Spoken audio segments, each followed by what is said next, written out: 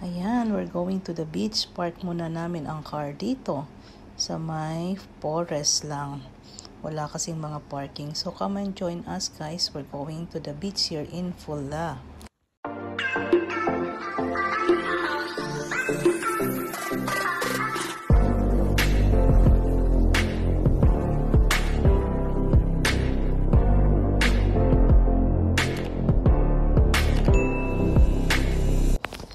Ayan, dito kasi parang walang parking kaya mga sasakyan nakapark dito. Look, tatawid tayo. So, ayun na ang beach nila dito sa Fula. So, today, dito kami magbi-beach. Kahapon ay nandun sila sa Opatea. Ngayon, ay dito kami sa Fula. Ang dami naliligo. Ito. Ano naliligo? Oo. Naliligo sila. Tinan mo. Bato-bato dyan. Diyan kami unang pumunta kanina. Kaso ang daming tao. Ito kasi medyo maliliit ang bato. Ayun, ang daming naliligo. Doon si Narika sa malayo. Pupuntahan natin. Ayan ang paliguan. Daming bato. Oh. Ayan ang paliguan dito. Ganyan oh. Lalaki ng bato. Masakit. Ayan oh. Ito may dalawang ligo. Oh, ayan si Ricky. Kita mo. Andun na si Ricky oh. Oh, diba?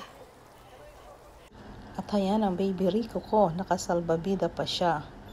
At may snorkeling pa siya. Patawa talaga ang anak ko kahit kailan.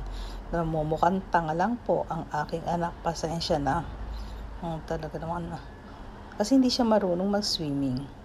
Ayan si Banchoten. Nasa batuhan naman siya. Pero marunong siya mag-swimming. Look. Dito puro bato-bato. Ang pangit diba? Naku, Diyos ko, Panginoon. Hindi kagaya sa atin. Ayan o. Puro bato lang siya. Dito kayo sa mga gilid ng bato. Ayan, ganyan ang swimming. Ganyan. That's the beaches here in Croatia. It's all stones. Ayan, nag-swimming na rin ako. O diba, buhat-buhat ni Banchoten at hindi ako marunong lumangoy. Ang lalim. Takot ako. Naku, baka maya nalunod ako eh. Mahirap na. Oh, they're playing and we're swimming. Ayan, punta na ako sa bato pero ang sakit-sakit sa paa ng mga bato rito. Grabe, kailangan mo talaga ng tsinelas. Sobra.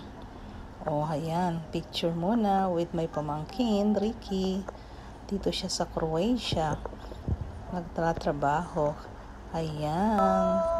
Picture muna kayo. Oh, ayan. Picture muna dito sa mga bato-bato. At ang aking si Rico ay hayun. Diyos ko. Ayan guys. So eto, naipakita ko sa inyo ang beach dito sa Fula. So pareho pa rin kaya ng Opatea, puro bato. Totoo ang bato-bato ang mga beach dito talaga sa Croatia.